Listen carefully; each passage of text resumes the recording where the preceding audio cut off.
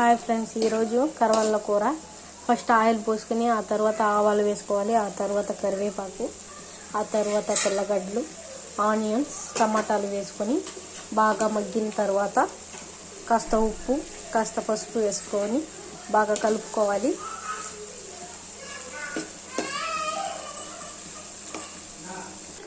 కరవాళ్ళు ఇలాగ వాష్ చేసి పెట్టుకోవాలి ఫ్రెండ్స్. అప్పుడే బాగా క్లీన్ చేసి పెట్టుకోవాలి. ఇలాగా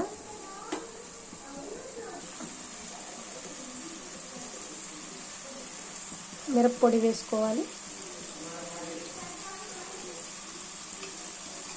వేసుకొని బాగా కలుపుకోవాలి. నీళ్ళు పోసుకోవాలి తగినంత. నీళ్ళు పోసుకున్న తర్వాత కరవాళ్ళు వేసుకోవాలి. ఎండు కరవాళ్ళు కూర రెడీ.